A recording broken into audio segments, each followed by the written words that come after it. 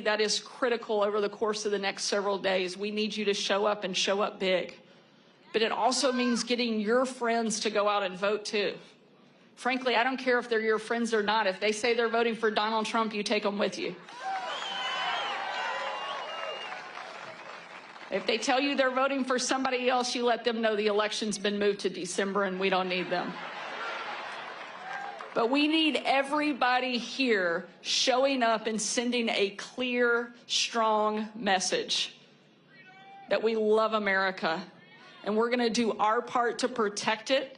And the best way we can do that is make sure Donald Trump gets elected on Tuesday. Thank you so much for being here. Thank you for doing your part. Thank you.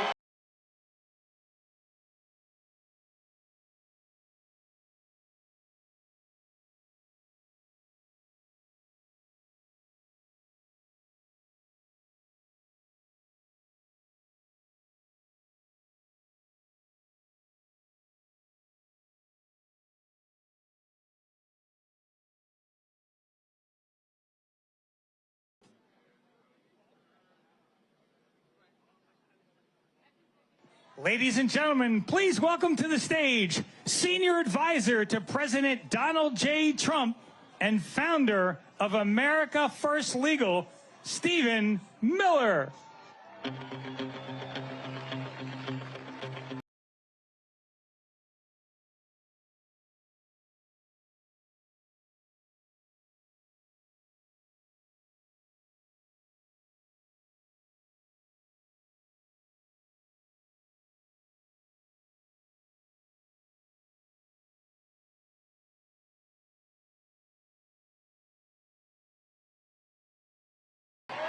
Are we ready, Lancaster? Just 2 days from now, and this nightmare that we've been living through for 4 years ends. In 2 days, you can end the nightmare of inflation, the nightmare of illegal immigration, the nightmare of humiliation at home, embarrassment abroad, and the degradation of this country. In just 2 days, you can defeat Kamala Harris, you can defeat the radical left, you can defeat the Marxists, the communists, the globalists, the crooked politicians, and you can send your hero and champion back to the White House. It all comes down to Pennsylvania. The Patriots here today. You can deliver this state to Donald J. Trump, and you can send Donald J. Trump back to the White House. If everyone here gets 5 people, 6 people, 7, 8, 9, 10 people to the polls on Tuesday, this race is won, this election is over, and the banners will read, "We have re-elected Donald J. Trump back to the White House." So I need you all. I need you. I am asking you to dig deep, to work hard. 48 more hours after 9 years, it all comes down to this. You're right at the finish line on this marathon. And I want you to think, I want you to really think, as we have these 2 days left, what President Trump has endured for all of you, for all of us, for this nation for 9 years, since he came down that escalator. I want you to think about the hoaxes, the media lies, distortions, defamations, lawfare, persecutions, witch hunts, one persecution, one hoax, one abuse, one lie after another. Every single force that has been wrecking and raiding and pillaging this country has been coming after him. And why? Why have they done it? Because he's standing up for all of us every single damn day. And I ask you, when they came at him, when they tried to take away his freedom, when they tried to take away his business, and yes, when they tried to take away his life, did he back down? Did he give an inch? Did he yield? Did he surrender? Or did he stand up proud and tall and raise his fist into the air and shout, "Fight, fight, fight"? Pennsylvania, I need you to fight. We need you to fight for 2 more days to end these injustices. As you're heading to the polls, as you're bringing your friends to the polls, as you're bringing your coworkers to the polls, your family to the polls, I want you to think about all the victims who have suffered under this heartless administration and under the cruel and wicked and sinister policies of Kamala Harris. How many of you have turned on the news or searched online day after day and read about another American raped and murdered by an illegal alien that Kamala Harris brought into our country? What kind of person does this to her own countrymen? What kind of person finds criminal gang members and sets them free to attack our people? Who would do such a thing? I want you to think of these victims. I want you to think of the mothers, the fathers who will never see their kids again, and say, for the love of God, we're going to elect Donald Trump. We're going to seal that border. We're going to send the illegals home. And we're going to keep America safe for American citizens. You don't have to live like this. We don't have to live like this. We can be a free country again. We can be a sovereign country again. We can be a country again that puts American citizens before migrant gangs and illegal aliens. We don't need foreign countries' criminals. We don't need foreign countries' killers. We don't need foreign countries' gangs. You know what we need? We need safe parks, safe schools, safe communities where our children can learn and thrive, and they'll never have to compete with illegal aliens who don't even belong in our country. 4 generations of my family comes from this state. My great-great-grandfather lived here. My great-grandfather lived here. My grandfather lived here. My mom was born here. I love this state with every single fiber of my being. And I want Pennsylvania to be freer and stronger than it's ever been before. But you know, the only way this happens, is if we send Kamala Harris back to San Francisco with her communist friends and send Donald J. Trump back to the White House. 2 days. 2 days. That's all we have left. After all the fighting, after all the battles, everything we've experienced together on this journey, everything that we've been through, and everything that Donald J. Trump has been through, that's all that's left. Just 2 days. Just 2 days. Are we up to the challenge, Pennsylvania? Are we going to get this done, Pennsylvania? Are we going to kick out the corrupt globalist politicians? And are we going to elect a man who puts you first, your families first, your children first, this country first, this flag first, every single day? Kamala Harris doesn't give a damn about you. She doesn't care about you. She doesn't care about your children. She doesn't care about your families. She doesn't care about anybody but herself and her donors. There's one man who cares about you and your family, who's willing to take every single arrow and, yes, every bullet they send his way. And that man, that champion, that leader, that warrior, who's going to be standing in front of you in just a few minutes, he's counting on you, and his name is Donald J. Trump. And if you do the work for just 2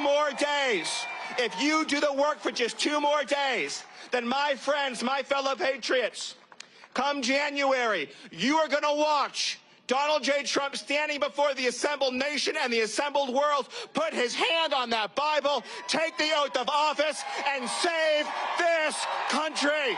Thank you. God bless you, and God bless Pennsylvania.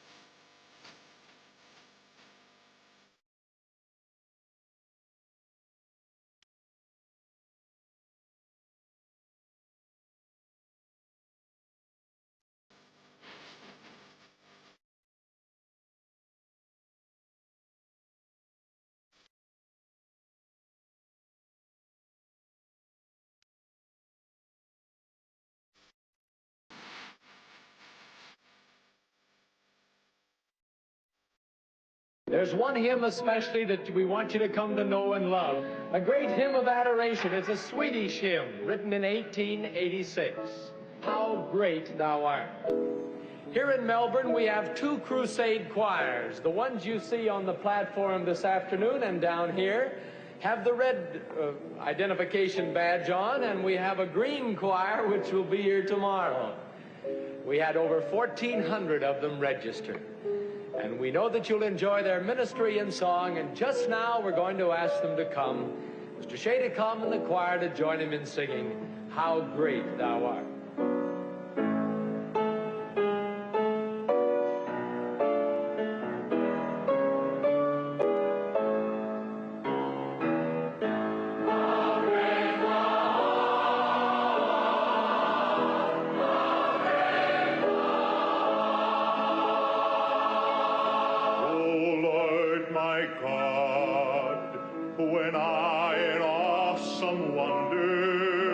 Consider all the worlds thy hands have made.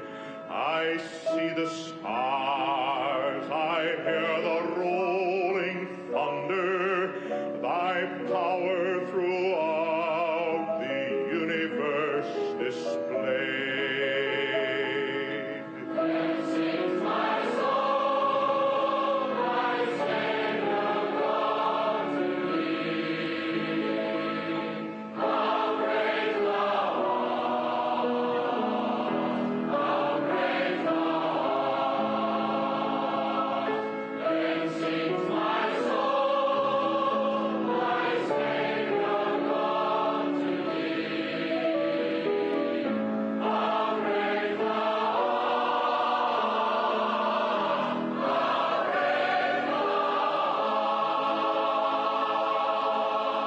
And when I think that God his Son not sparing sent him to die, I scarce can take it in, that on the cross my burden gladly bearing, he bled and died to take away my sin.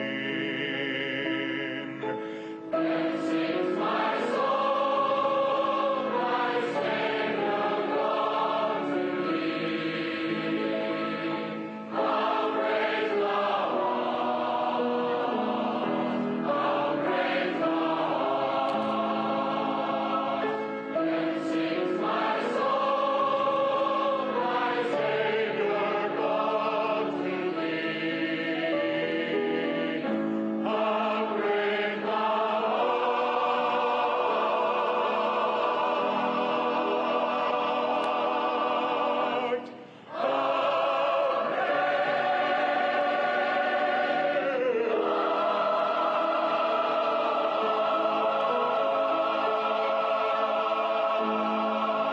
I don't ever slow up, no I don't take shit. I got no love for the fakeness. If you wanna play tough and wanna hate this, I'll always show up.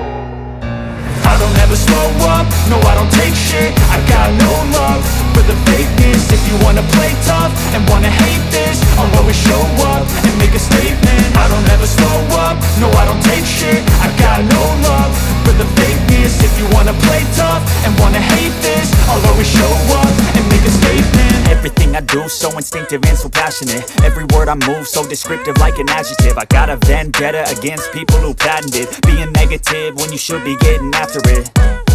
I got facts over tracks, this and that. Spitting slow, spitting fast. I could roast, I could gas. Think I'm okay at last, but I don't know if that can erase all the past. And the pettiness, a reflection of the emptiness. Hilarious, you think you're worth my time, you're delirious. Mysterious, because you hide behind a fake exterior. Inferior, you know I'll always be a bit superior. Get off of me, this ain't no humble brag. I want you to hear words, you can say them back. I want you to feel free from the chains at last, and to believe in what you got, it was built to last, yeah. Now that I've been put through hell, I never got anyone's help. I had to do it all myself. I don't ever slow up, no I don't take shit. I got no love for the fakeness. If you wanna play tough and wanna hate this, I'll always show up and make a statement.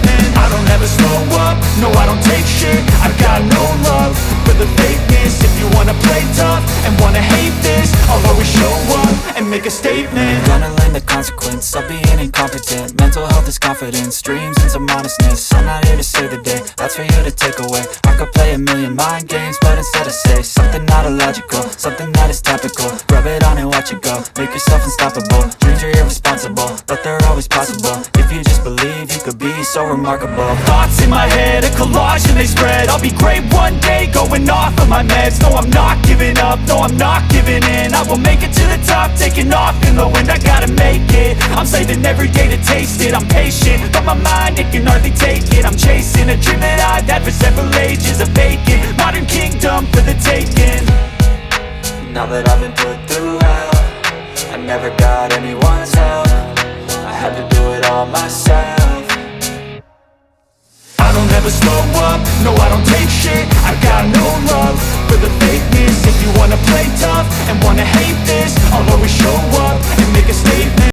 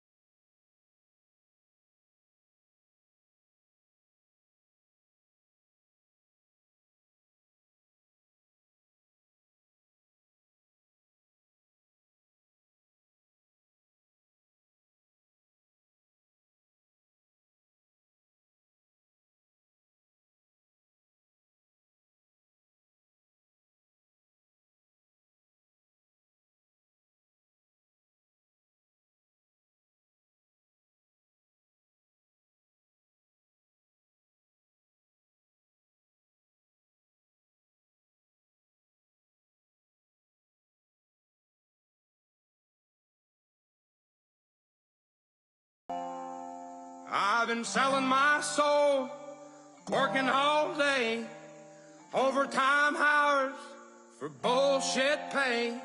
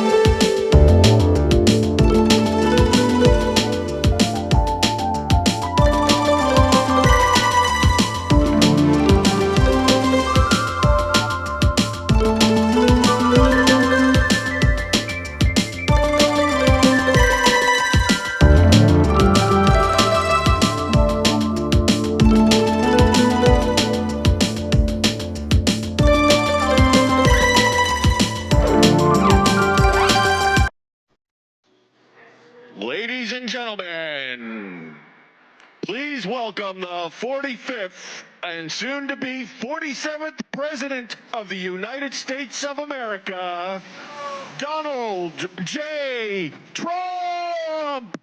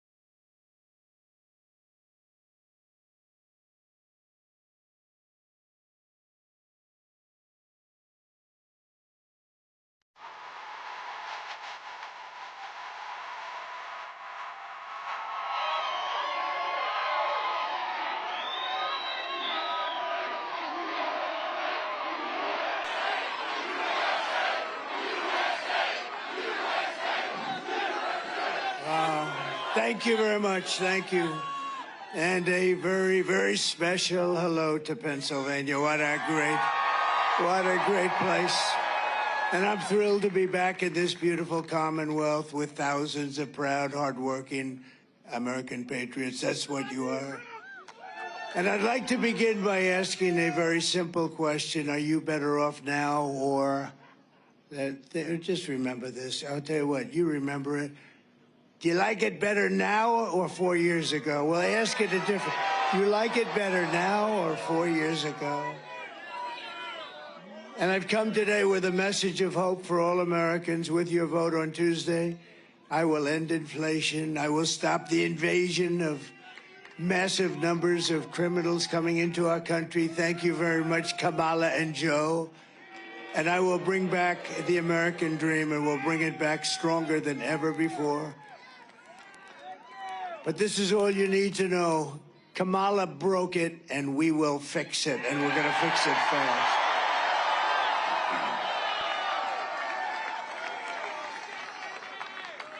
America will be bigger, better, bolder, richer, safer, and stronger than ever before. The election is a choice between whether we will have 4 more years of incompetence and failure, which is what we have right now, or whether we will begin the 4 greatest years in the history of our country.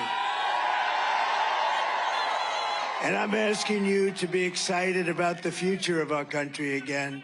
I'm asking you to dream big again. This will be America's new golden age. This is going to be a golden age, and it's hard to believe, isn't it, huh? We're talking about a golden age, but that's hard to believe because we have been so low. We've never been this low.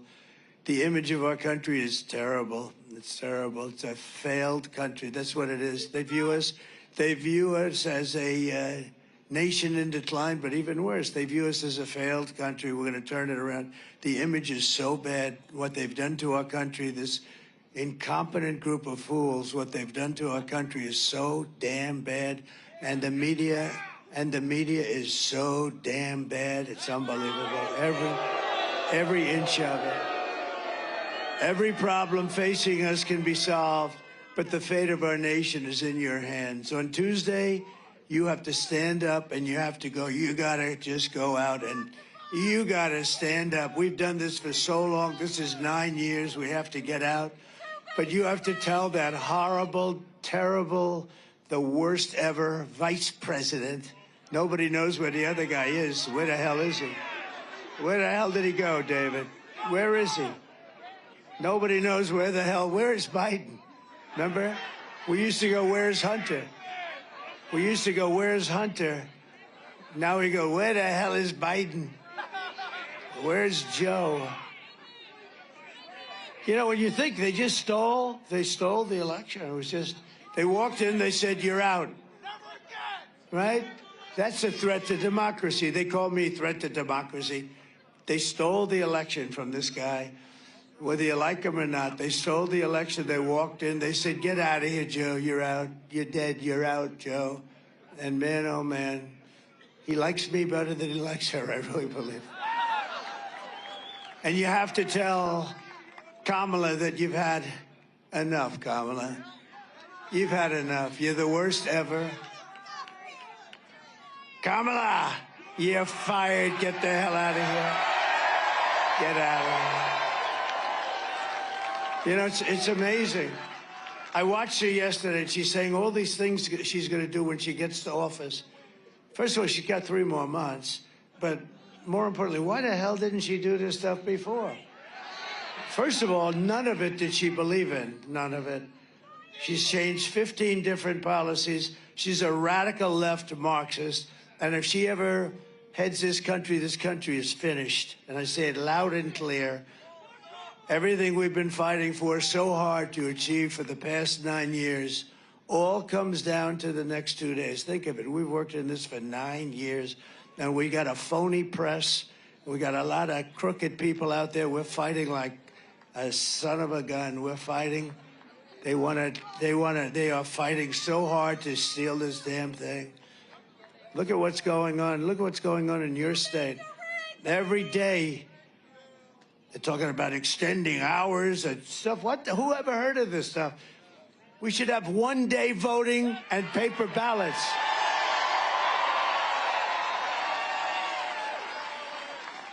Then I just heard that a couple of states may go an extra 12 days. How the hell do you have an election? You know, they spend all of this money on these damn machines, and paper ballots, you'd have the answer by 9 o'clock tonight. It's a damn shame.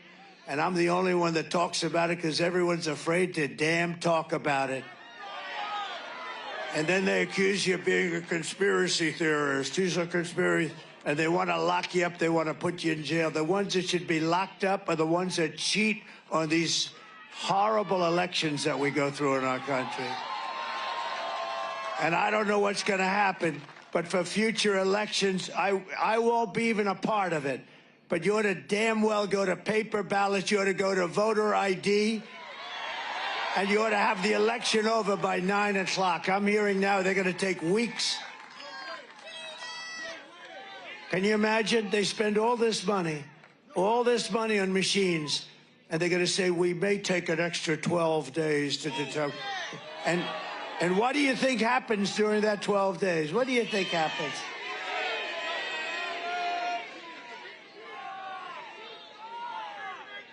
These elections have to be decided by 9 o'clock, 10 o'clock, 11 o'clock on Tuesday night.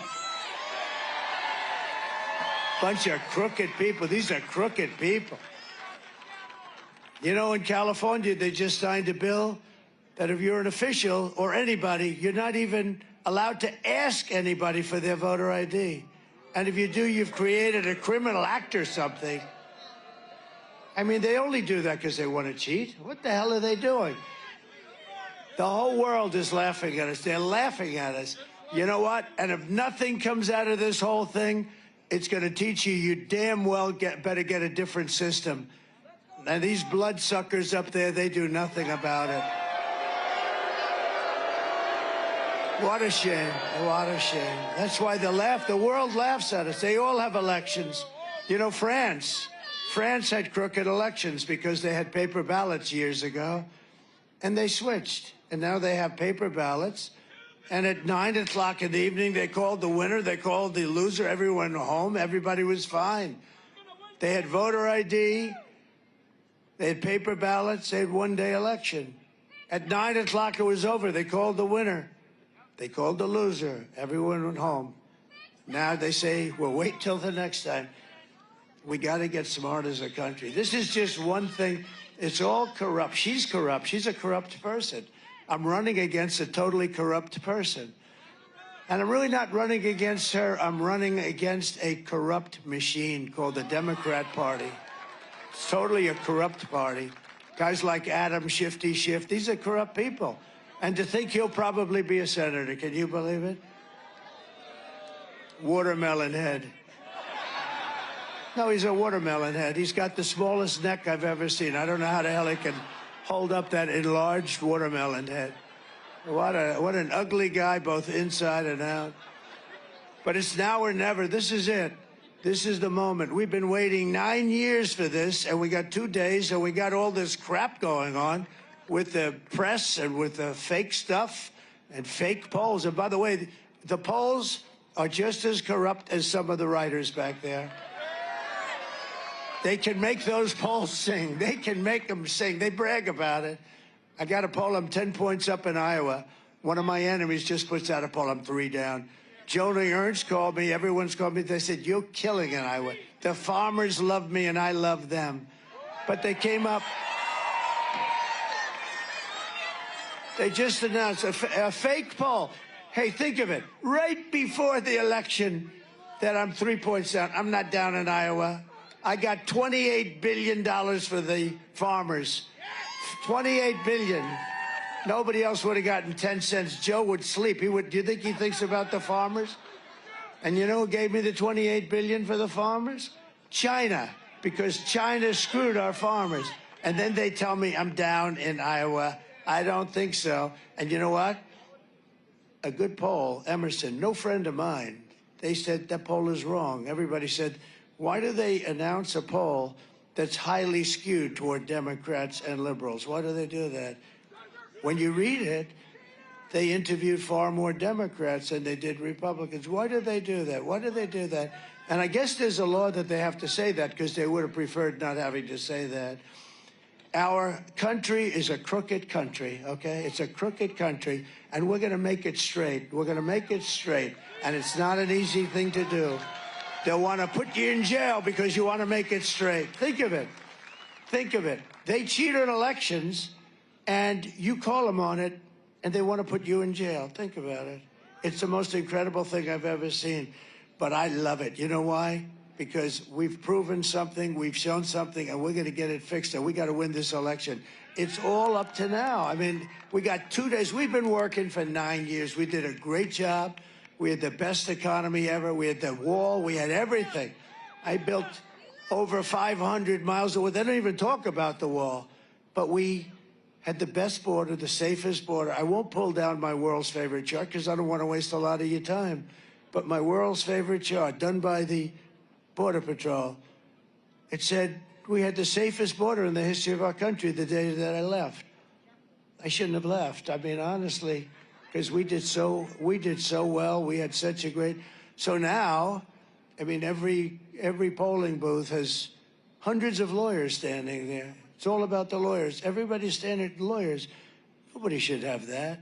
You should have a damn ballot and you hand it in. Do you know that in Arizona, where I'm winning by a lot, but it takes 4 hours to fill out the ballot. They've got page after page, and people are complaining they don't have time. It takes 4 hours to fill it out. Why is that? Why is that? I can tell you why. But so many places. Pennsylvania, I love Pennsylvania. I went to school here. I think the people are incredible.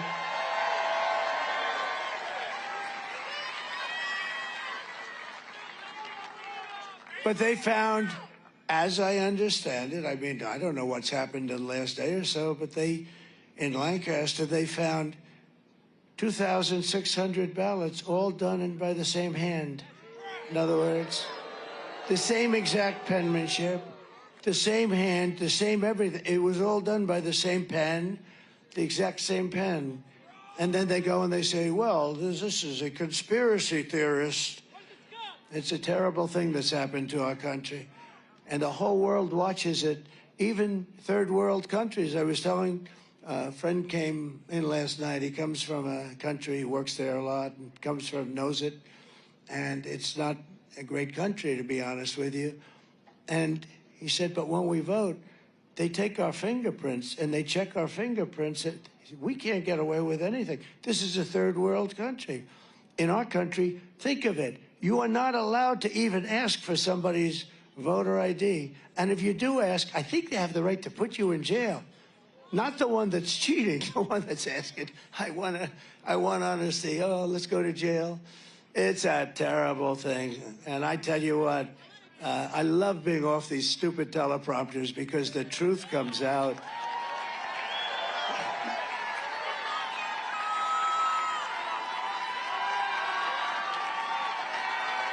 The truth comes out.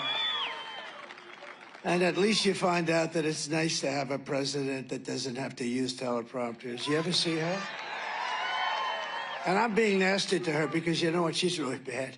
She shouldn't have been chosen. She got no votes. This is supposed to be a democracy. You could call it a republic. People say, oh, it's a republic. Okay, whatever you want to call it. It's supposed to be fair. And they ripped the election away from this poor, stupid guy. They ripped it away. Like candy from a baby. It's the way you do. You ever take candy from a baby? Hello, darling, give me some of that candy. Just give it to me. You take it, you rip it right out of the baby's hand. That's what happened here. It's a corrupt deal. And I think at some point it's got to be changed. Got to be changed.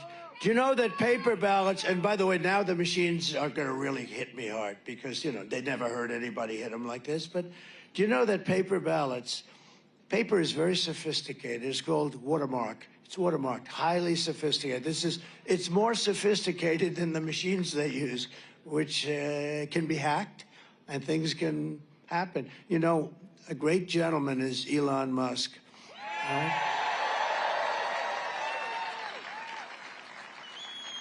And I said to Elon, I assume you're very good with computers, right? They said, well, I think I'm one of the best. He said, it wasn't the engines that landed that rocket the other day. It was the computers telling the engines what to do. I think I'm good. Yeah, I think I'm really good. Well, he looked at the machines, just looked at them, And he doesn't have to look like normal people. Normal people have to rip them apart and figure out what's going on. That's normal experts. He goes like this, the machines, oh. He looked, oh, meaning he knew the patient immediately. You know, he does this stuff for a living. So he looks, and he actually made the statement. He said, look, computers are great for sending rockets up and everything else, but there should never be machines used in voting. Everything should be paper ballots put in boxes, voter ID, also identification for the country. In other words, little questions like, now, are you a citizen of the United States? These are little questions. These aren't big questions. Excuse me, ma'am, are you a citizen of the United States? No, I'm not. You're not allowed to ask. Oh, what city do you live in? It's none of your business. I'm voting. Do you understand?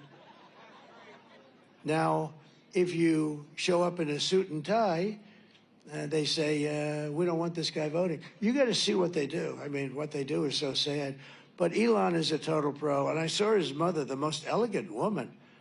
I said, Elon, she produced you. Well, she produced one hell of a smart guy. But I'm saying, did you see his mother with her beautiful white hair? She looked like total royalty. And she said she went, I think, to New York. And she pulls out identification. No, I don't need that, ma'am. Oh, of course you do. It's my, she wanted to give it. They didn't want it. And she said, very interesting. She was interviewed just yesterday. A very smart woman, produced a lot of smart kids too. Not just Elon, a lot of smart kids. And she was amazed. She left there. They didn't want any information. They didn't want her ID. They didn't want identification. And she said, you know, that's a strange thing. I've been in many countries, and they always want your identification. So, look, we have a country with a massive headache, and it would go a lot longer than headache. It would be a much stronger word than the word headache. And we have to solve this problem because we have a mess on our hands. We got a bunch of cheaters that all they do is think about how they can cheat. Think of this. You know, when I run this election, we have meetings with Susie and Chris and all professionals, respected people, a lot of people.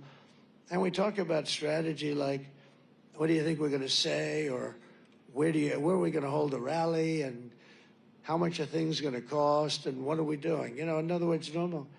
When they meet to find out how can they cheat. And when you think of it, they have to. Because who wants to have policies of open borders where anybody in the world can come in, where you can, and by the way, 90% of the Democrats, not the sleazebags like Schiff and Schumer and crazy Nancy Pelosi, Pocahontas, not those people, but the people that vote, you know, the real Democrats. They actually tell me all the time, I don't know why the hell we can't have voter ID. The real Democrats want to have things like voter ID. They know it's crooked. There's only one reason you don't want voter ID. There's only one reason, and that's to cheat. There is no other reason. There's no other reason. And they do cheat.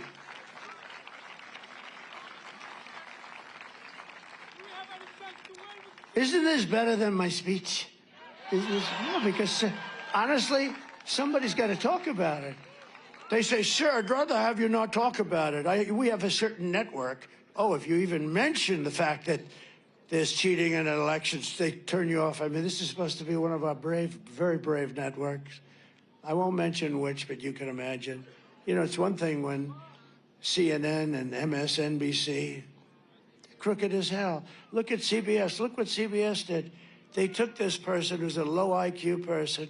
They took her, they interviewed her, and the main question they asked her, she gave an answer that was absolutely insane. It was a pile of words taken, mixed up, and thrown onto a board. It was the craziest frickin' answer I've ever seen. And CBS, who's licensed for free They don't pay anything by the federal government. Why aren't these licenses bid out? Why aren't they worth billions of dollars? But all they're supposed to do is be honest. So CBS, now their main news show is 60 Minutes. 60 Minutes took her answer, realized it was a disaster. And you know they wouldn't do it for me. They would love me to give that guy. And you're right. So she said, you would never mess up anyway. You're right. I mean, you know, somebody else. Hey, I sat for a 3-hour interview with Joe Rogan, and it was great. And you have to be smart. I sat 2 days ago, I sat with Tucker Carlson, and we had an interview, an hour and a half. It was at 11:30 in the evening after I did 4 rallies. And it was fine, you know. I mean, they ask you a question, you know, it's very simple. They ask you a question, and you give them an answer, if you're intelligent. But she's not an intelligent person.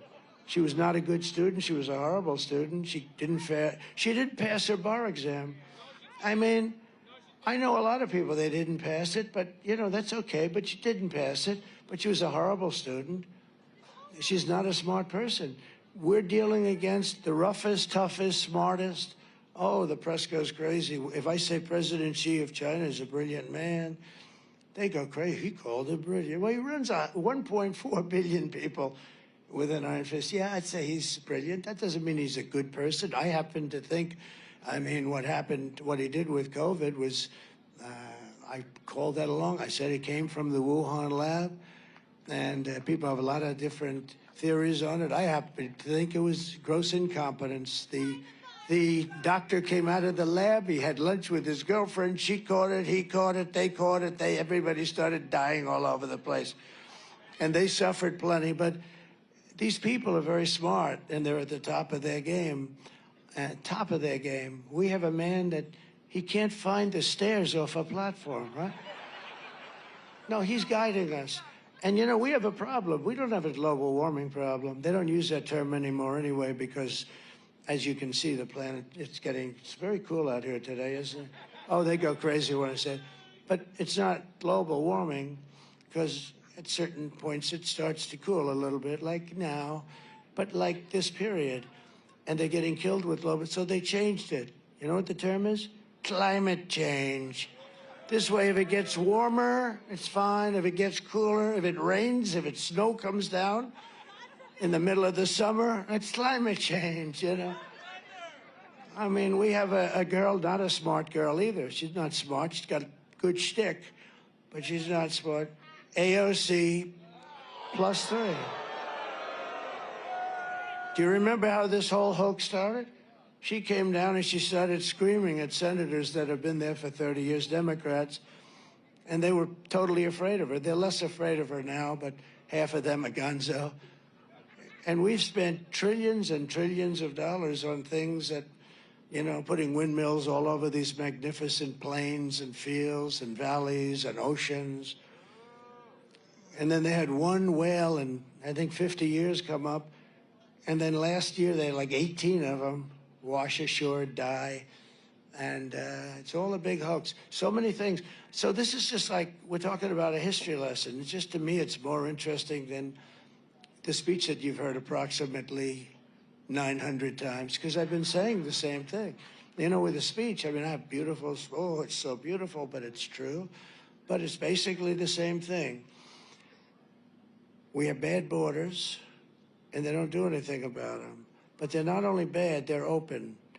And they do no vetting. This moron does no vetting. And she's the border czar. The border czar. But then she said, I'm not the border czar. Don't ever call me the border czar. Yeah, well, she is a liar. You're right about that. But for different reasons. So don't call her the border czar. But she was appointed to head the border. Now, the Border Patrol last week gave me the strongest endorsement anybody's ever given me, I think. They actually called me the greatest president in the history of our country. I said, does that include Abraham Lincoln? Does that include Abraham Lincoln and George Washington? They said, actually, it does. So anyway, so they like me. But they said the best border president. They said Tom Homan, one of the top guys, he said he's the greatest president we've had. We had the best border that we've had in recorded history. I mean, it was good. And I took over a mess because I took over the mess that Barack Hussein Obama and this, who's a big divider, who's a major divider, and he's a major troublemaker, okay? And you know, I've always treated his wife with respect. Just one of those things. But I've always treated his wife with great respect. But she came at me the other day. That's not nice of her to do. And I think we're going to start having a little fun with Michelle. I think we're going to have a little fun with Michelle. But I always treated her with a lot of respect. And we just have to know. Look, so we have a very divided country. And you really have, look, anybody that wants to have open borders for 13,099 murders to come in over the last 3 years, for 16,000 of the worst drug lords and drug sellers to come into our country. And you know what they do? They tell them, if you ever come back, we'll kill you. So they don't want to leave. We're going to get them out because they're going back because, you know, see, our country's stupid enough. Our country's stupid enough that we give them massive amounts of, they call it aid, but we give them massive amounts of aid. You know where the aid goes? Into the dictator's pocket for the most part. But we give massive amounts of aid. So I told them, I said, if you don't stop behaving, I'm going to end up taking away all that aid. You're never going to see any aid. And they were so good after that. They were so good. But for the sake of your family and your country and for the sake of your freedom, you've got to get out and vote. You got to get these lunatics out of there. You've got to get them out. With your help, we're going to defeat Kamala. I don't even use her last name. Nobody knows who the hell I'm talking about when I say Harris.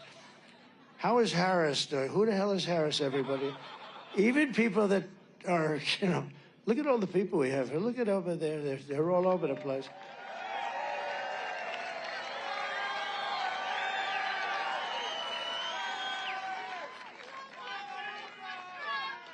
You know, it's a little strange. I'm a pretty smart guy. I have genetic. Do you believe in genetics? I do, you know. Fast racehorses produce fast racehorses, whether you like it or not. And but I'm a very I believe in it, and like I'm smart. I tell the story. Thank you very much. I appreciate it. He said brilliant. Well, probably brilliant, but no. And we do the weave, right? This is a weave today. They'll say, and this is a very important lesson because I'm trying to tell you what's happening with our country. It's going bad. And it can never get fixed because we're never going to get the right people in because of what they do with the elections. We're going to get a bunch of crooks and horrible people. And not dumb people, by the way, you know. She's a dumb person, but the party, but she's not going to run. She's a vessel. She's a vessel, and she's just a vessel. They didn't want him, and then they found out he's perfect. He's perfect because he didn't know what the hell he was doing. They got away. But this is a group of people, large group of people, larger than people think. But it's a very demonic party. It's become that way. The people aren't. The people, Democrats, regular Democrats aren't. Most of them agree with what I'm saying. But it's very. But we do need people to say it, and we have to have it. And if it's not said, and then they're going to fight over it. They're going to call you a horrible person and all of the things that they call you, conspiracy theorist. He's a conspiracy theorist. They don't tell you that they cheated. Think of it. They spied on my campaign, and they refused to even acknowledge it to this day. But people acknowledge it. But look at all of the things, the Mueller report, they said Russia, Trump's involved with Russia. I don't know a damn thing about Russia. Trump is involved with Russia. It was made up. You know what that was? That was an excuse for why crooked Hillary Clinton, and she is crooked as hell. And now that Joe Biden has been taken out by his party of politics, I can start using the word crooked back to Hillary. I can put it back. You know, I took it off a couple of years ago because I figured she was finished. But actually, I see her talking so much. She's got major Trump derangement syndrome. They were going to operate to see if they could fix it, but it was so severe that the doctor said it would be a waste of a surgeon's time. No, but you like to have smart, and you know, somebody said, is it true that your uncle is Dr. John Trump of MIT? I said, yes, it is.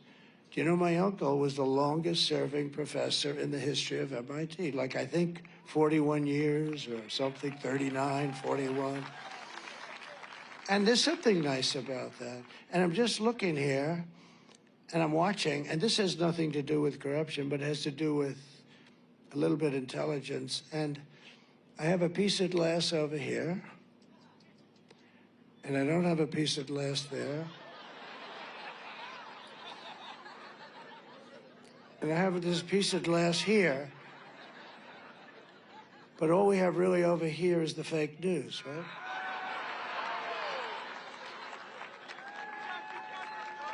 And to get me, somebody would have to shoot through the fake news. And I don't mind that so much, because I don't mind that. So I have a piece of glass here. And the problem with that glass is I don't look great on television when you have a 4-inch piece of glass that a howitzer can't go through. No, when you see yourself on television, you say, boy, you're really not very recognizable, to be honest with you, which is good. But here's the problem. So I have glass here, I have glass here. Now, I'm not worried about this. Look, what do I have? A couple of people, and they're friends, generally. There are a couple of people I don't like in that group, but that's like, no, but look at it. Look at it. I have nobody here. What do I need this piece? But where I think I do need a piece is here.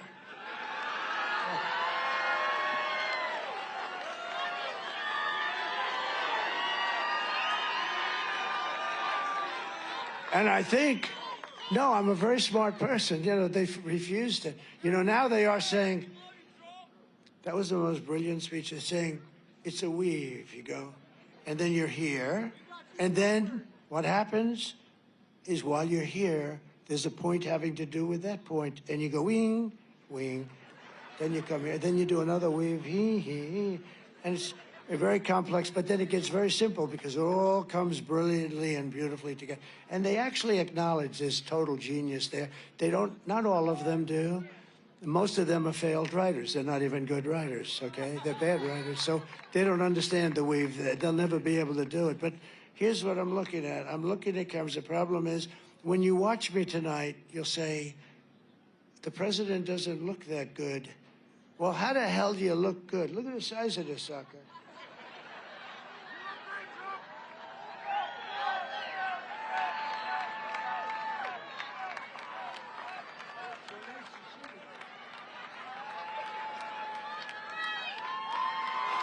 Nice to see you.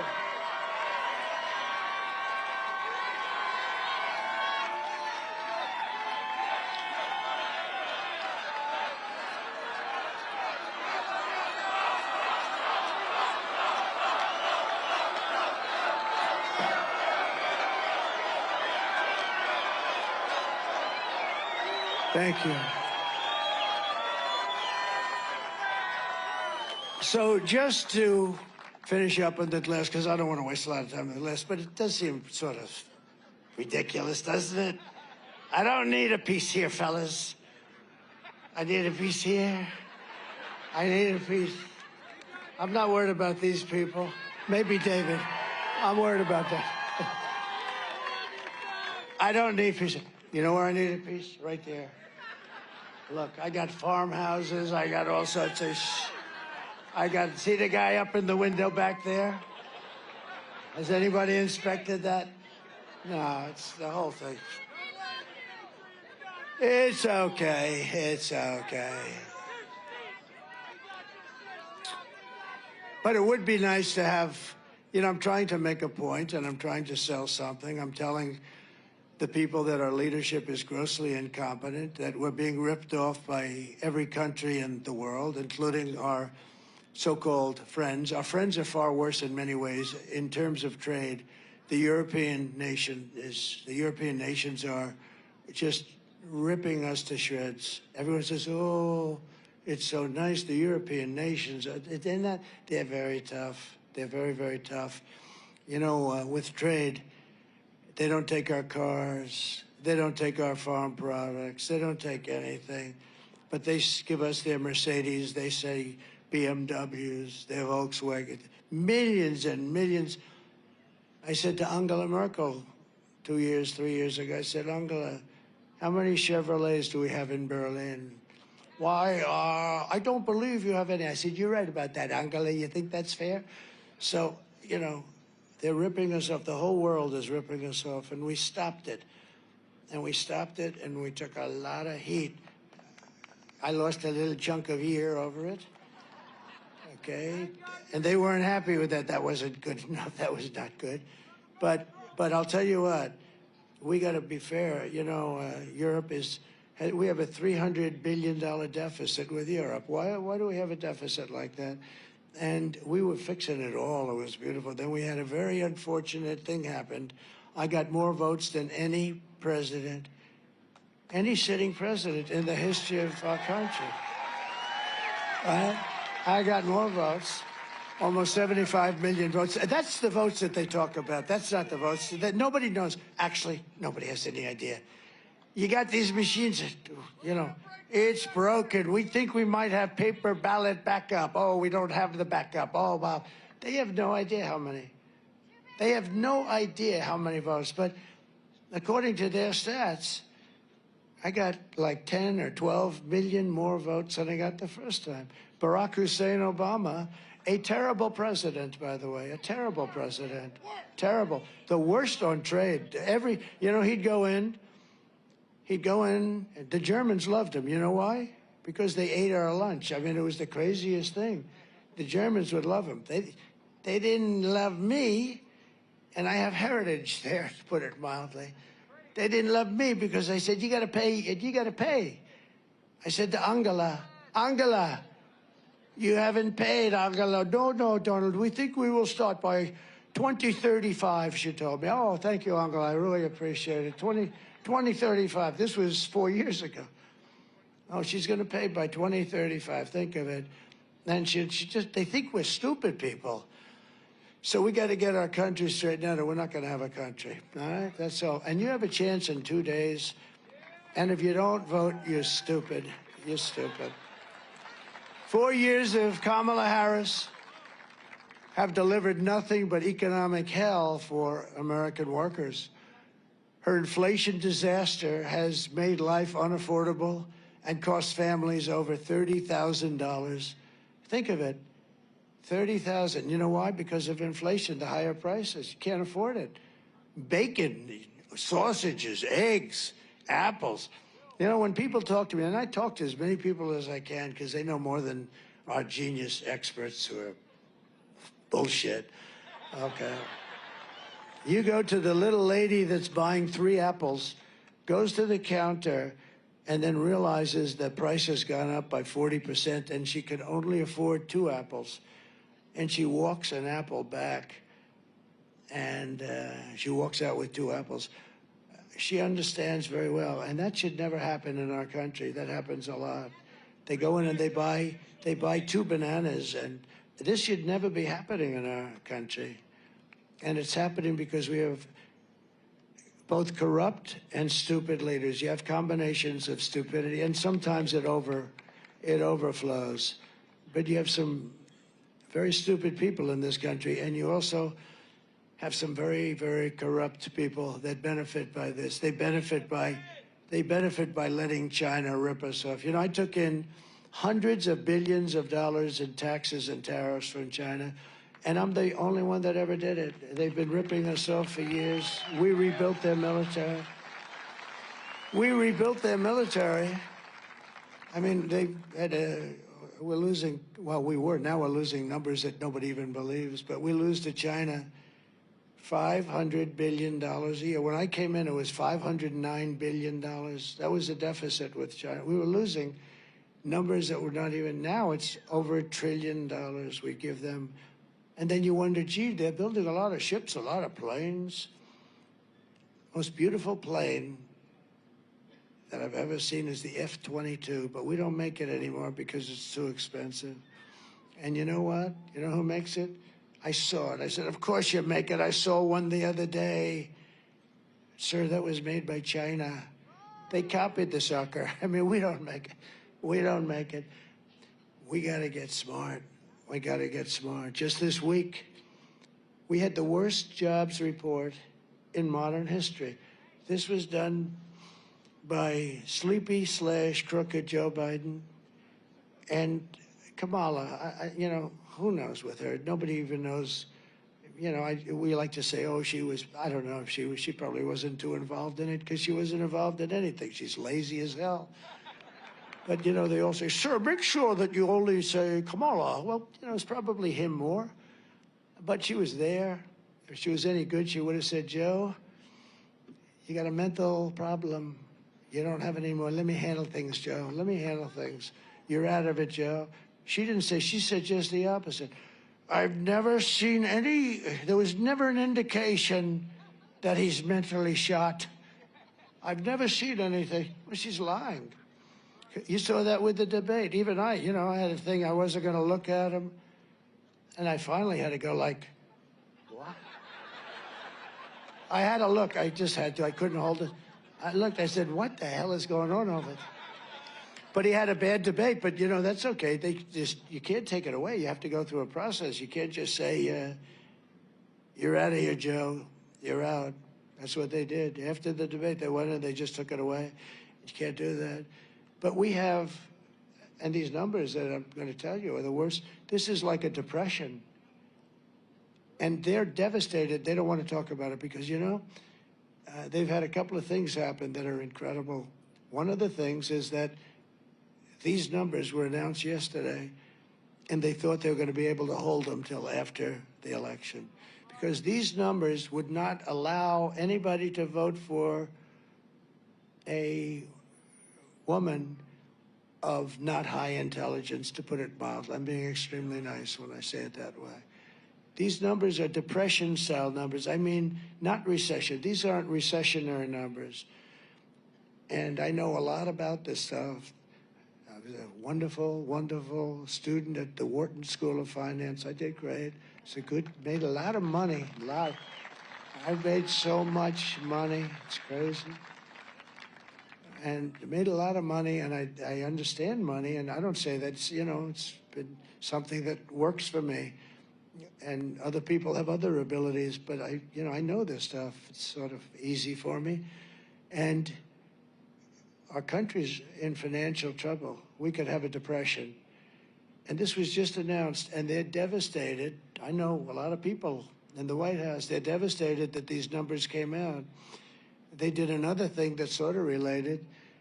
2.5 months ago, they said they had 818,000, that's a lot, 800, almost 1 million, 800 exactly, and 18,000 new jobs. And you know what? You know what? It was a fraud. They had no new jobs. And then just last month, they said they had 112,000 new jobs, and that was corrected and revised. But they thought that all of this would be revised right after the election. They were having a hard time holding it in because people know you have a lot of good people in our country, and they know what's going on, and they're working in statistics departments and different departments. They see what's going on. You know, you can't really hide it if you have honest people. And we had people that came out and said, a whistleblower, I assume it was, and he came out and said that the almost 1 million jobs that they added fraudulently into our employment numbers were fake. They're fake. And the press barely reported it because they're fake. They're worse than the politicians. Honestly, they're worse than the politicians. They're worse than the politicians, and they're being caught. That's why their approval ratings are so low. They're being caught. I think it was a great thing I did for the country, because I don't think people, before I came along, nobody talked this way. But they're fake. And we need a fair press. And we don't need a ruthless press. We need a fair press. And sometimes that will be ruthless. But they didn't report this, or barely reported it.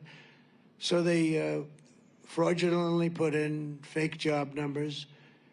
And the information was supposed to come out after the election. In other words, any time after 3 days from now, because then it wouldn't have mattered too much to them.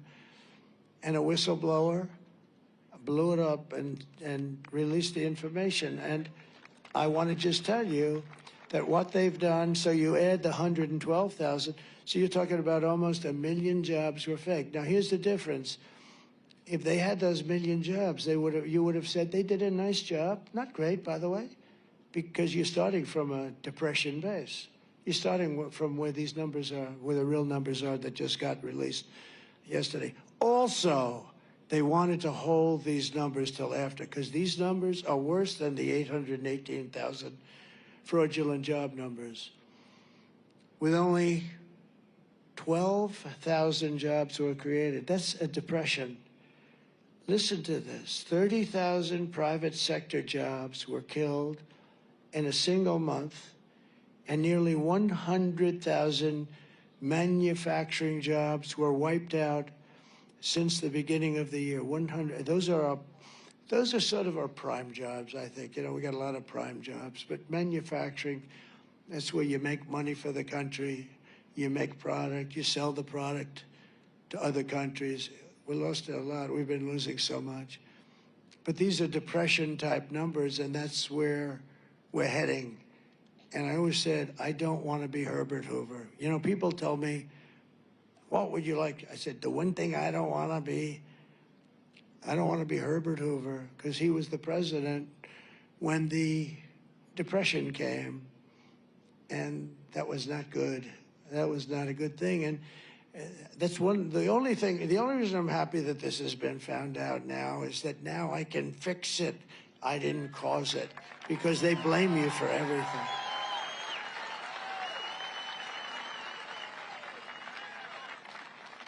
Think of it. And you know, most of the new jobs that were created, you know about this, right? They went to migrants. Do you know that? David knows that. And I hope he's going to be your new senator, by the way. He's a good man. Because don't forget, your senator knew all the stuff that I'm saying. He knew it. And he sat with it. He didn't say it. He didn't reveal it. He would have revealed it. He wouldn't have let me get away with it. He wouldn't have let me get away with it, because it's so terrible for our country. But this senator that you have, he's been there a long time. And you know, it's funny, when somebody's there, I told that to David, they're hard to beat. These guys have been there forever. They're survivors. That's what they're good at. They survive. They're not good senators, but they survive. They're genius at survival. They could be bad senators, and they're there for 25 years. His father was there for 25 years or something. They're not easy to beat, but you got a man here. He's a great guy, and he should be, he's a hero in many ways. Thank you. Thank you.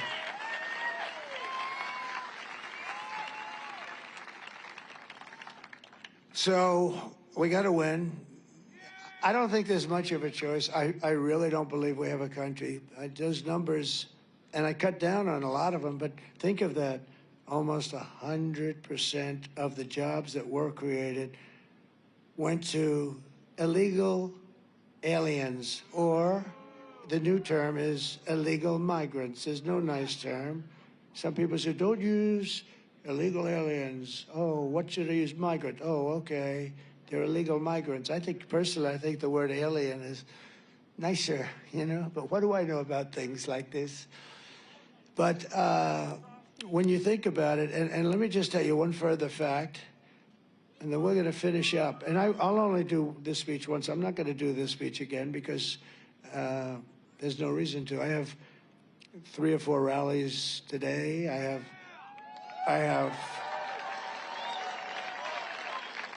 have 4 tomorrow. I think I've done, look, we had the greatest rallies in history. There's never been rallies like this. Look at the people. Look at it. We love you just as much as these people. I love you more than these people, okay? No, look, it goes back as far as the eye can see. It's never been that. I actually joke. I tell my people, I have very good people, and I tell them, in 4 years, you'll be representing a hot candidate, and he's going to come to this beautiful part of the Commonwealth, and he's going to have an audience of 250 people, right? Remember Biden? He couldn't, you know, he had the circles because of COVID. I don't know, that's crazy. The only thing good was, I really thought the guy who did those circles was very talented because I'm a very good builder, and he did perfect circles. In fact, I wanted his name in case I wanted to do some, he's a very good painter, but he had 8 circles. He couldn't fill them. He had to use fake news to fill them. They were sitting there. He would have a rally, and nobody would show up. And I'd have a rally like in Arizona, and 48,000 people show up. He comes in the next day, he literally couldn't fill the circles. And yet, he had more votes than me. He had more votes. And he's a brilliant guy. You know, he worked out of his basement. He never went out. He never talked to anybody. He never talked to anybody. No, this is an unbelievably, and look what happens. Ukraine would have never happened if I were president. Putin wouldn't have played. Putin didn't play around with me, let me tell you right now.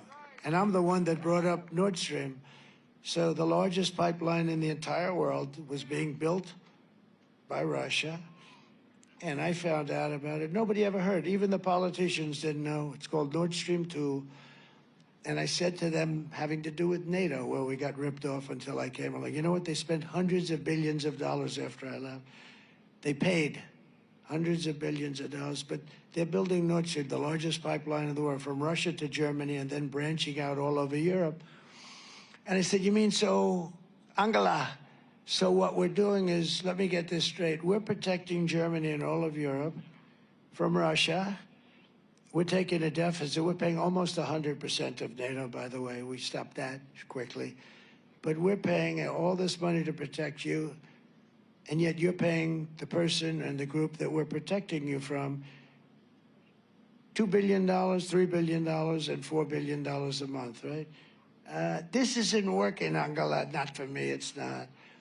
And we had a big meeting, all the leaders of NATO, and they said to me, sir, because they used to say, you know, my biggest fan is Stoltenberg, the Secretary General of NATO. He just left. He was a good man. He was there for a long time. He said Trump was unbelievable.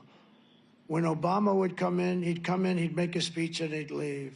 Bush came in, he made a speech, and he'd leave. All the other ones, they'd come in, they'd send their people, they'd make a speech, and they'd leave. Trump came in, he said, whoa, I don't want to make a speech. I want to look at the books. I looked at the books, and I realized that we were paying 100% or close to 100% of NATO. And I said, it's no good. It's no good. And then they had a big meeting because of that. And at the meeting, they had 28 countries, including us at the time. And the meeting was amazing. And the head of a major country stood up. Sir, does this mean that if we don't pay up, you will not protect us from Russia in case they get aggressive? I said, does that mean that you're delinquent? You mean you haven't paid? In other words, you're delinquent, right? I never heard that term, sir. That's an old real estate term. You're delinquent. He said, yes, we're delinquent. He said, if you're delinquent, if you haven't paid, I would not protect you under any circumstances from Russia. And the next day, you know, only a few countries were paid up. Most of them were delinquent. The next day, billions and billions of dollars came flowing in. They came flowing in. They don't write about it too much. But Stoltenberg said Trump did something I never believed, because he was there for a long time. He said for years and years, decades, nobody would pay because the United States would always be there to pick up the tab because we're run by stupid people. And so that was it. But we'll make America wealthy again, and we'll make America affordable again. And we're 2 days away from the best jobs, the biggest paychecks, the brightest economic future, despite where we start from. It's so depressing when you look at what's going on. If my opponent knew how to fix the economy, she would have done it. And I say all the time, during the debate with her, I had a debate. I debated 3 people. It was 3-on-1. I debated Pretty Boy, who's not actually as good looking as he looks on television. In person, he's really not that great looking. But I debated him and some woman that they say, oh, I have no idea who the hell she is. All I know is they interrupted me every time I said, crime is at an all-time high. David Muir goes, it is not. See what they're doing? See that horn over there? They put that horn up. You hear that? It's right in the field where you might have a sniper. See, that's... And I have no glass here. Yeah, I have no glass. I have glass here. There's nothing over there. They're my glass. See? Those people are my glass. I'm hearing that horn. That could be any minute now. They're getting ready.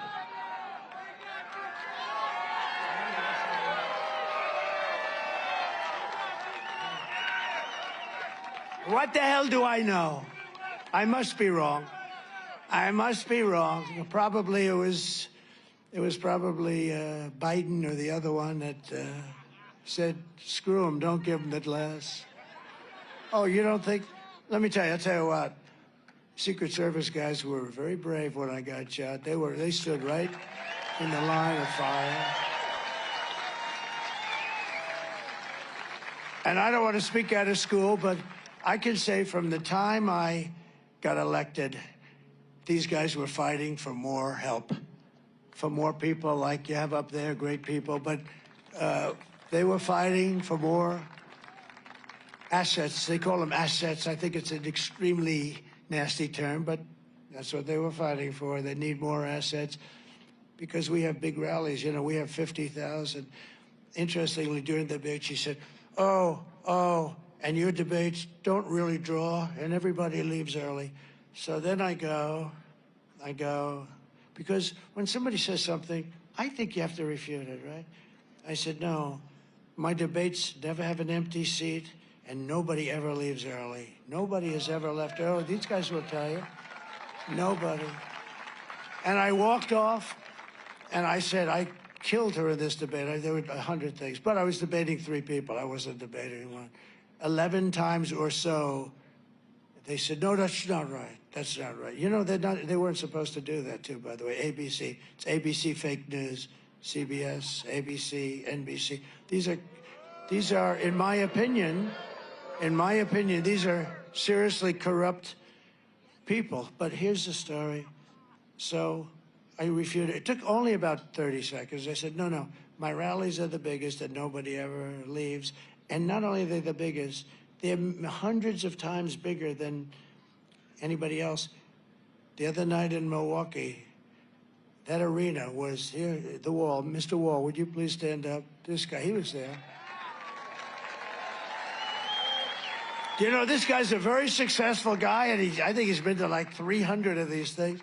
But he's great. He's a smart guy. He's made a lot of money. I don't know. He likes this better than going to see a rock concert, right? Because we do have some fun, considering we're talking about a very tough subject. It's a bad subject. It's an embarrassing subject. It's embarrassing that this could happen to our country. But in Milwaukee, they have a beautiful arena. It holds like, you know, essentially, I think it's probably a little bit larger than Madison Square Garden, but that size. And we were packed to the rafters. We could have sold it out 3 times. I wish I had the picture. I'll send you the picture, everybody that wants. And it was amazing. But there is a great spirit that this whole MAGA movement has. When Biden got up and he had that horrible scene behind him, the pink and purple, it looked like the devil. And he liked that, you know, made him look like a tough guy, you know. How do you make me look like a tough guy? And he started talking about, we will stop MAGA. We will stop. We won't let MAGA go forward. Couldn't understand. Then he couldn't find his way off the stage as usual. And I wrote him a little note. Joe, MAGA means make America great again. That's what it is.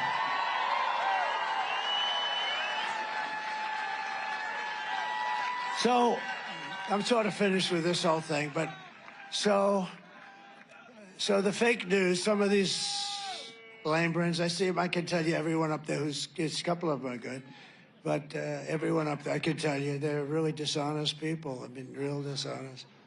And you know, they call me, and when I pick up the phone by mistake, which is usually the only way they get me, but they sound so nice. It sounds like really great stuff. But let me just tell you, they'll say, some of them, that speech was rambling.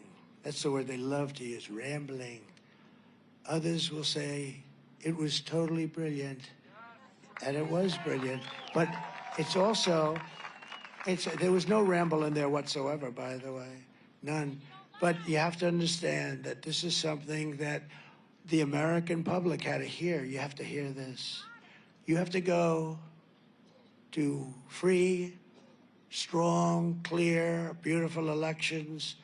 You have to have a very powerful, very strong border. You cannot let the world's criminals enter our country by the tens of thousands, by the hundreds of thousands. We cannot accept all of the mental patients all over the world. You know, some of those mental institutions in other parts of the world, not just South America, all over the world. A lot of people coming from the Congo, prisons in the Congo, they're emptying them. You know what they save by doing that? You know, have any idea what they save? They're all in our country, and the ones that aren't will be. And crime is down all over the world where they've done this. They've taken their criminals in Caracas in Venezuela, all their street crime criminals, the ones that knock the crap out of people, the ones that rob the purses and rob the stores, and they moved them here. And the fake news doesn't want to cover the story. Take a look at what's happening in Aurora in Colorado. Take a look at how horrible it is. They actually took control of apartment complexes. They're in the real estate business like me. And it's happening in it's hundreds of towns and cities. It's something that is just a disgrace. But we're pleased to be joined because it's an important part of it. We have to have good people. And if David would like to come up for a second, David McCormick, he's a tremendous person. And you really should vote for him, because the other guy is a total waste of time. Thank you. Thank you, Mr. President. Appreciate it. Thank you, Mr. President. Thank you all for being here. We got to win this election in the Keystone State.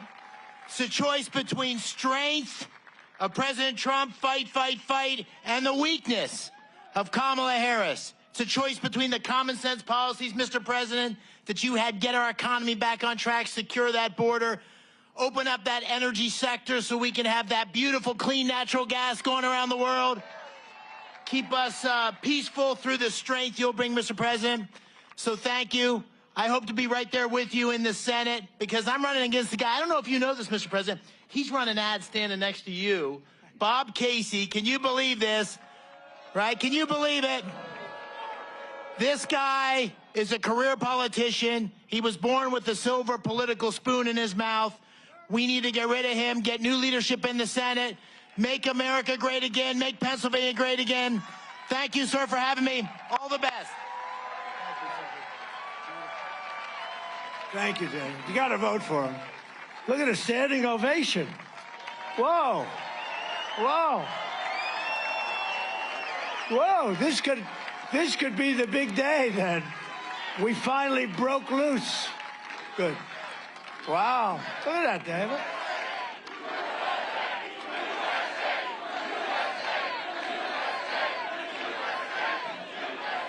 Great job. Hi, Dina. And his incredible wife, who was with me in the Oval Office, and she's as smart as they come. She's a great one, great person, too. Thank you, Dina. Very nice to have you. What he said is interesting because Bob Casey, a friend of mine called, very smart guy, big guy, high intellect as opposed to a lot of the people we have to deal with. He said, I didn't know that you and Bob Casey are such good friends and so close. He meant it. I said, I don't know the guy. He had nothing to do with me. He's like a stiff. He doesn't do anything. He's there. He survives. That's all. He's a genius at survival. On survival, I give him a 10. On everything else, we don't give him. But I said, why the hell do you say I'm friendly? Because there's commercials that he shows you standing with him. And I have followed the president on the wall, on the border. Or it sounded like maybe he was actually going to be a Republican. Was he a Republican? No, he's a Democrat. Here's a guy who's a radical left guy. And I have the same thing in Ohio. I have about 5 of them. It's actually a compliment, I guess, you know? But they're all taking out ads. Tester is getting killed, I hope. I don't know. You know, I think he's getting killed. And he's fighting for his life. A young, smart guy, but they're trying to destroy that guy. If you look now, what they're doing to Tim is brutal. They're trying to destroy him on, you know, fake information and stuff. But every one of these senators in Ohio, Sherrod Brown, he's running against Bernie Moreno. Moreno's really good, and he should win, and I'm winning Ohio by a lot. And some of these states I win by a lot.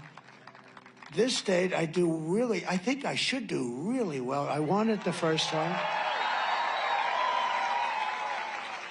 The second time, I had like I think, you know, look, it's a long time, great memory. I'll give you about as close as I can get. With 73% of the vote in, I think I was up by close to 900,000 votes. In other words, it was over. And then they said, there's been a minor adjustment. And around 3:02 in the morning, they found like hundreds of thousands of ballots. So I went from 73%. I kept saying, why aren't they calling one of my favorite places, Pennsylvania? Why aren't they doing it? I'm 73%, and I'm hundreds of thousands of votes up. I think I could have lost every single vote and won. Anyway, and all of a sudden, they had to readjust. There was a readjustment. Oh, and that happened in other places, too. You know, the reason I picked Whatley from North Carolina, because I was leading there, and it went through, and they tried like hell to cheat.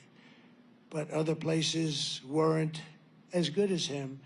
And I said, we don't need votes. We need somebody that can watch the votes and watch the steal. And he's doing a great job. But, you know, I mean, there's so many things happening in Pennsylvania. We're in court all the time.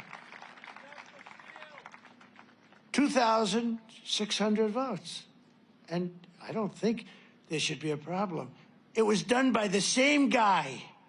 And that guy should go to jail for a long period of time. Now, maybe he's not guilty. But you'd have to do a lot of talking, I think.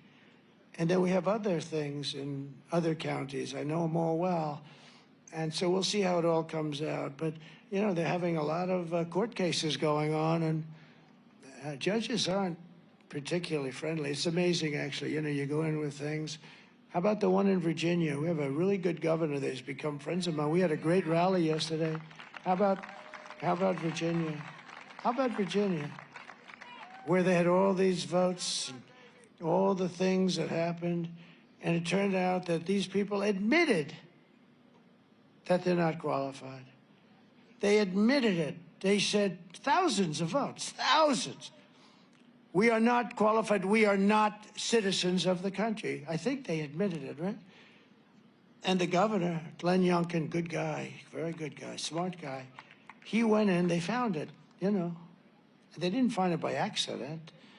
They found all these votes, and they went to the court, and the judge ruled against us. I wonder who appointed that judge. Gee, some people don't like me saying that. I wonder who appointed the judge, but the judge found that I think they said they didn't find him in time or something, you know, some crazy thing.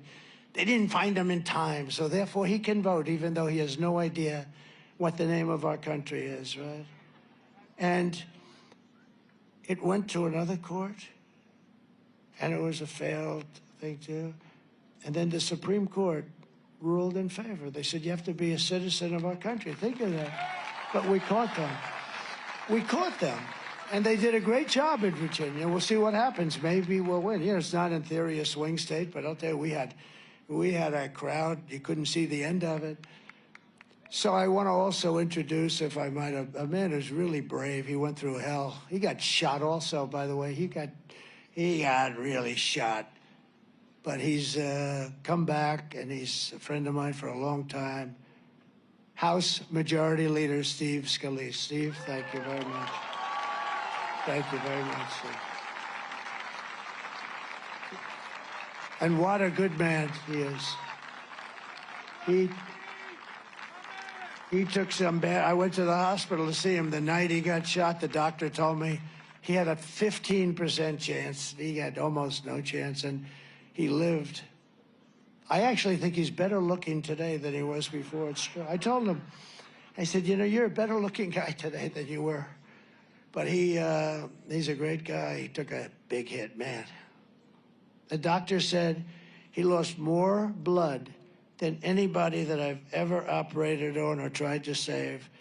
And he said, I've been doing this for 25 years.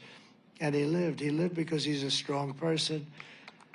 Former Democrat, presidential candidate, somebody who's very popular, Tulsi Gabbard. Tulsi? Thank you. Thank you, darling. Great. And she just turned Republican. She just turned Republican. Governor Sarah Sanders, my friend, huh? Thank you, Sarah. Arkansas, she's doing a great job. Doing a great job. A woman I have a lot of respect for. I've watched her for years. I mean, she happens to be beautiful, but I didn't watch her for that reason. I watched her because she was really a top racing NASCAR legend and did a fantastic job. Danica Patrick. She's fantastic. Thank you, Danica. I've been in those cars, and I don't want to do it again. I had one of your friends drive me around that track. I said, yes, get me the hell out of this car. I don't know how you do it, but you had a great career. Thank you very much, Danica. I appreciate it. Sage Steele, who hosted something for us the other night. And we had a lot of fun. We had a lot of fun the other night, right? Thank you, Sage. Appreciate it. We have some incredible patriots, some really brave people, actually. One has gone through hell for absolutely no reason. They came down on him. And they came down because he was honest and he was a patriot. And a tough guy, though. He could handle it very easily. Scott Perry. Scott.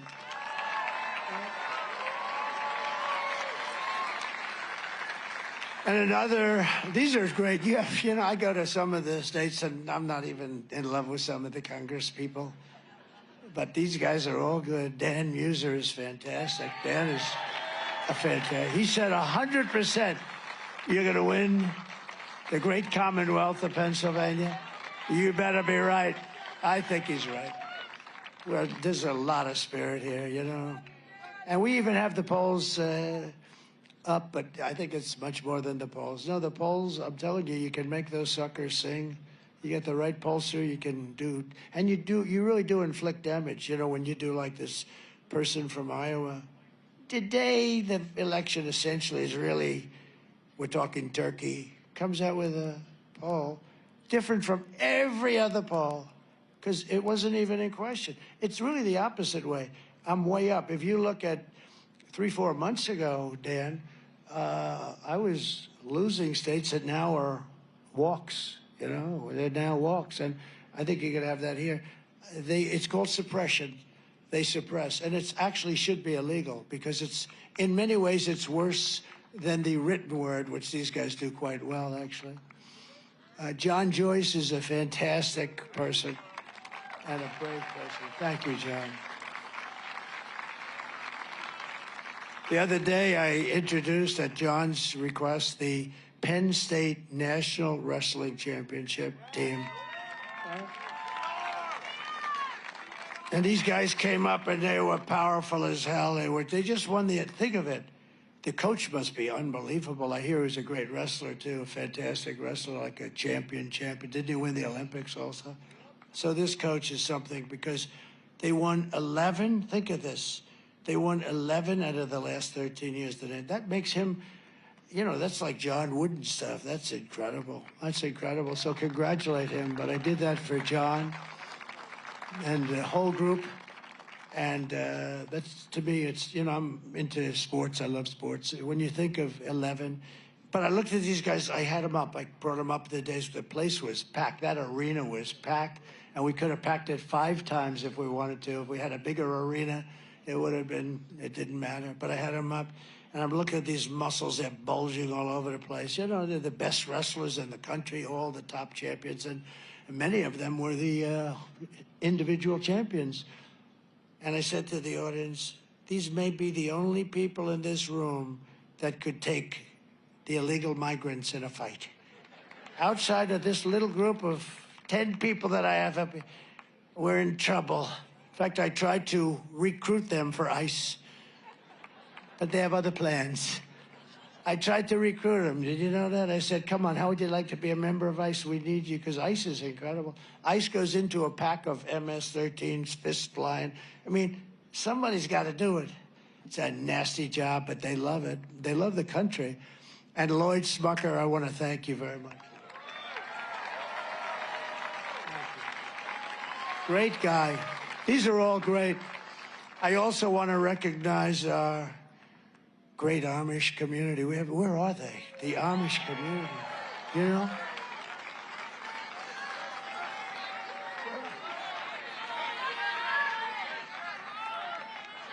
They're a church.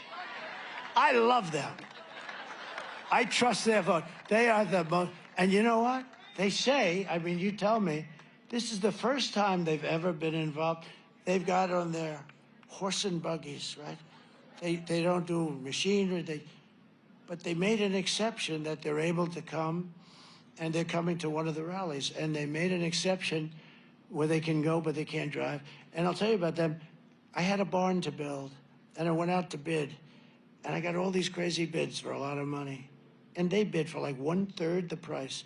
They built a big barn, substantial, out to the cameras and as wide, almost like to the cameras and as wide. Big barn at one of my clubs. 3 days. And they didn't use nails because they're not allowed to use metal or something. Sarah, 3 days and the barn is gorgeous. I keep saying, I want to build another barn. I'll make a good deal with these. No, they came in, they took the wood from another location and had the horse and buggies. And I never saw anything like it. These are unbelievable people. 3 days. Oh, is that the head of Truth? The head of Truth Social. Hey, that's a hot stock. What's going on with that stock? What the hell? Devin Nunes. You know, he was a great congressman. Everybody respected him so much, and he was tough as hell. He said, sir, you know, there was a man, they said, and this is what we need in our country. When Shifty Schiff and Crooked Hillary and all these people, this absolute sleaze, when they came up with the Russia, Russia, Russia hoax, you know, it never existed. It was supposed to be a one-day statement. That was their reason. Why did you lose? Because I was given a 3% chance of winning. And remember, as the evening went along, was that the greatest? You know what? We can have a better evening in 2 days if you get out and vote. We can have, Danica, we can have a better evening. This is better than winning the Daytona. This is Daytona times 1,000. But no, we can have, but I heard there's a young congressman down in the basement of the White House. He said, who the hell is it? His name is Devin Nunes. What the hell is he doing down there? He doesn't believe the Russia story, and he's going through all of the records. He was down there for months. No, this guy is like, if he clamps in on you, you have a problem. And he went for months with a couple of your good friends, right? Lakesh and some of your friends, but they spent months at the bottom of the White House and the basements of other buildings. I said, what the hell are they doing here? And then one day I made a mistake. I said, I'd like to meet him. He came up, he shook my hand, and then he went off and he went, I literally we didn't even sit down, right? But because he shook my hand, they said, he's in a conspiracy with the president. No, I didn't even know him. I had no idea who the hell he was. All I know is and he figured out the Russia thing was a total hoax. And he was the expert. And it was a total hoax. It was a made-up story. And anyway, when he left Congress, I said, you know, I'm doing Truth because I had hundreds of millions of followers between Facebook, Instagram. I mean, hundreds of millions, like at the top. I had all of them, and Instagram, and all of, nobody had what I had, I think. Maybe, I don't think anybody. And I went from hundreds of millions of followers to nothing. They took it away. For no reason, they took it away. And I said, I have to figure this out. So I said, all right. I started doing press releases, Save America, and they were very successful, but it was a press release, but they were like hot. And we were developing this new thing. And they said, what are we going to name it? I said, and we ideally get 5 letters. And they had all these fancy names. Usually, a lot of them started with an X in front because it was hot. And they couldn't come up with a name. I said, what about Truth? Sir, he didn't say this, somebody. Sir, you'll never be able to get Truth. It's impossible to get Truth, sir. Why? It's very generic. It's very this. Sir, it's already taken. Why do you say? Because there's no way you could get it. It's 5 letters, right? I said, yeah, but it's 5. Sir, you won't be able to get it. Just, I'm sure it's taken. Check. Go check. Go check. Comes back 20 minutes later, sir, you just bought the name Truth for $2,000, right? Right? You just bought the name Truth.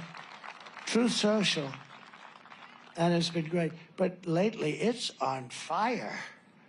What the hell are you doing, Devin? I made $7 billion last week. What was it up? 10 billion. No, $10 billion.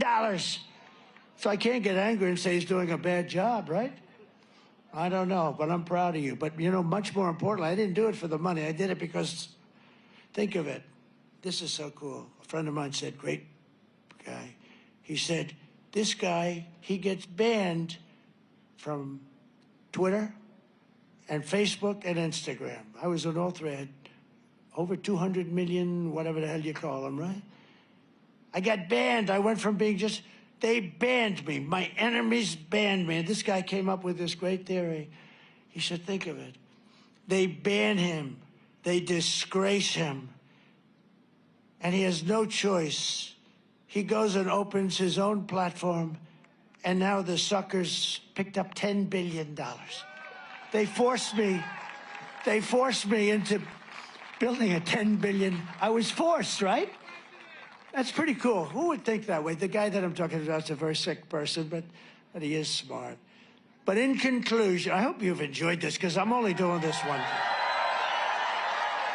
time. I'm only doing this one time.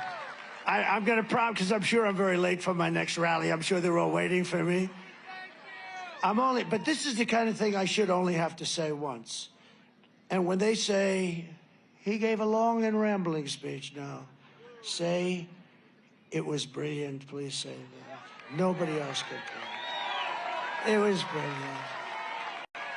In conclusion, with your vote on Tuesday, we are going to fire Lion Kamala, and we're going to save America. We're going to cut your taxes, end inflation, slash your prices, raise your wages, and bring thousands of factories back to America and back to the Commonwealth of Pennsylvania. Oh, you know what's nice? Look. I'm trying to tell them because these guys are so crooked. They're worse. They're worse than crooked Hillary, which is hard. But look, everybody's standing. Do you know what I mean, that's a sign of respect.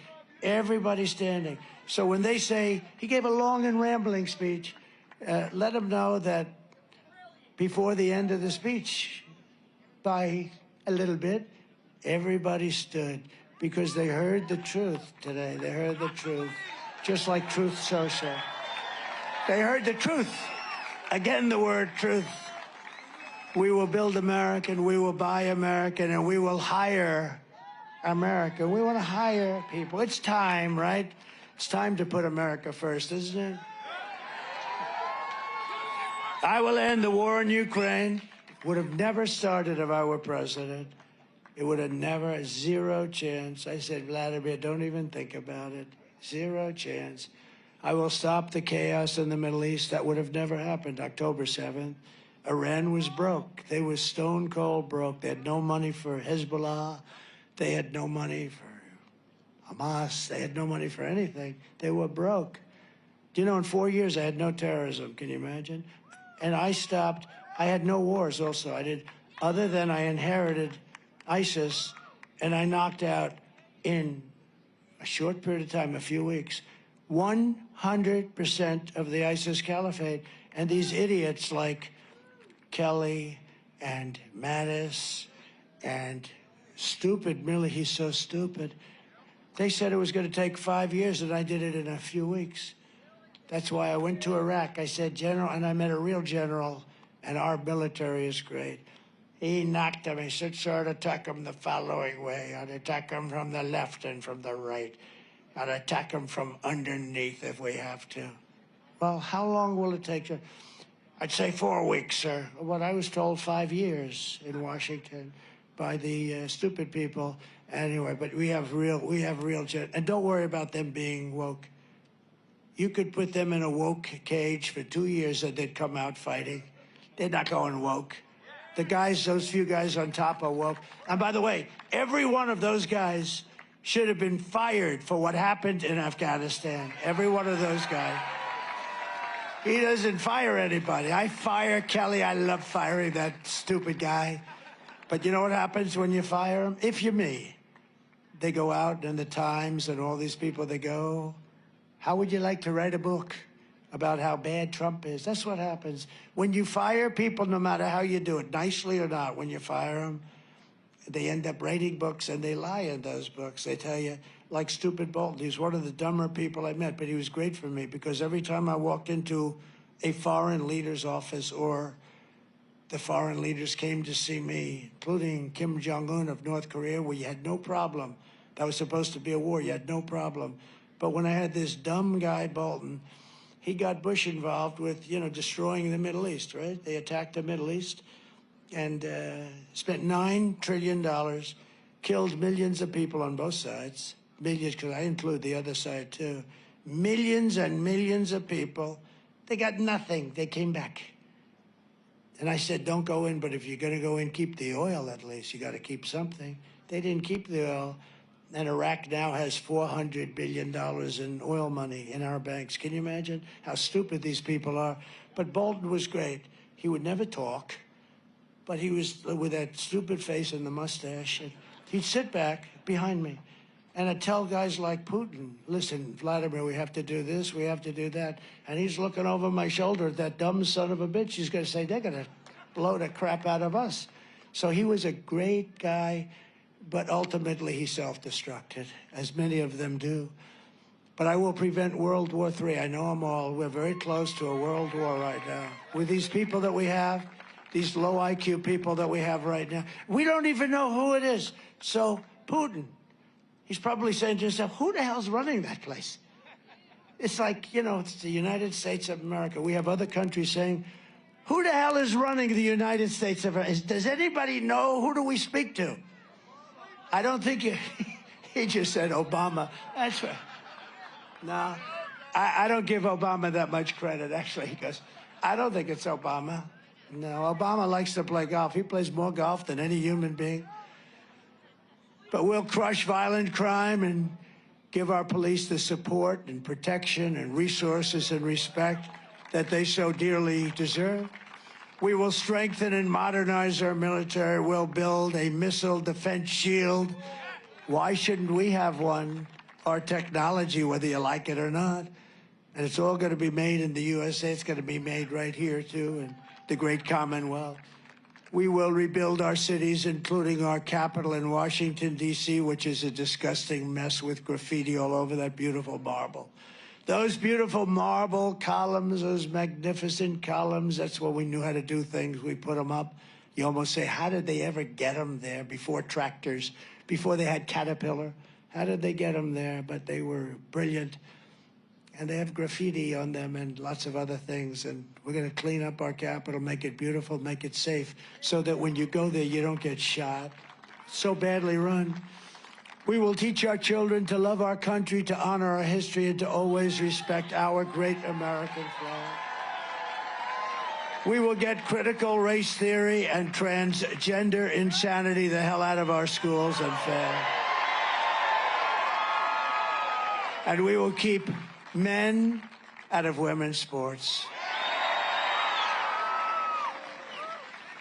I will defend religious liberty. I will restore free speech, and I will defend the right to keep and bear arms, our Second Amendment. Is that Kelly? Is that Kelly? Hi, it's Kelly. Another great person, but doesn't matter. Right in the middle of my closing, I see somebody that I felt I had to introduce. After years of building up foreign nations, defending foreign borders, and protecting foreign lands, we are finally going to build up our nation. We're going to defend our borders, and we're going to protect our citizens and our lands. We're going to protect our land. And we will stop illegal immigration and these massive numbers of killers and drug dealers that are coming into our country. We're going to stop them cold. And we want people to come into our country, but we want them to come in legally. We will not be invaded.